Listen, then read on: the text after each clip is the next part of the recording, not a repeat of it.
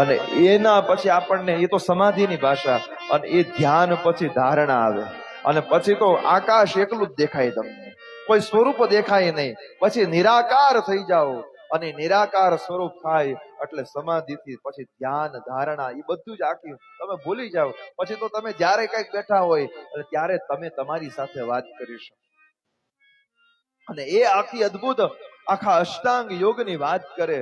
અને અહીંયા એ વર્ણન કરતા કરતા પરમાત્માના આખા સ્વરૂપનું વર્ણન કર્યું છે કે જ્યારે માં આપ ધ્યાન ધરો ત્યારે ચરણારવિંદનું ધ્યાન ધરો, પરમાત્માના વક્ષસ્થળનું ધ્યાન ધરો, પરમાત્માના નેત્રનું ધ્યાન ધરો.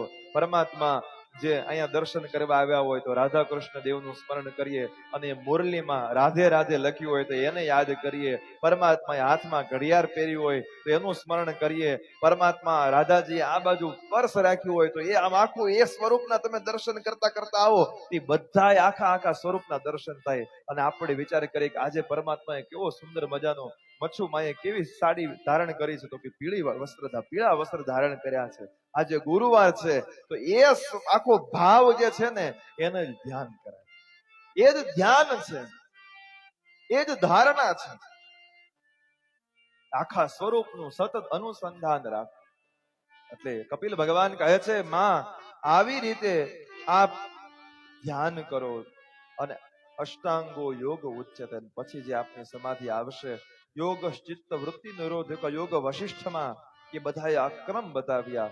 અને યોગથી યોગ ક્ષેમમ વહામ્યહમ. અને પરમાત્મા કહે છે કે પછી આ જે સંસારમાં તમારે વારંવાર આવવું પડે છે ને, એ તમારે અહીંયા આવવું નહીં પડે. કારણ કે આ ગર્ભમાં જેટલું દુઃખ પ્રાપ્ત થાય છે એવું દુઃખ ક્યાંય પ્રાપ્ત થતું નથી. એટલા માટે કપિલ ભગવાન દેવહૂતિને જીવ ગર્ભસ્તુતિની વાત કરે છે કે બાળક ગર્ભમાં રહે ત્યારે એનો કેટલો વિકાસ થાય, કેવી એને પીડા થાય. અત્યારનું વિજ્ઞાન જે રીતે આખા ક્રમ આપતું હોય, પણ એ જ ક્રમ જયારે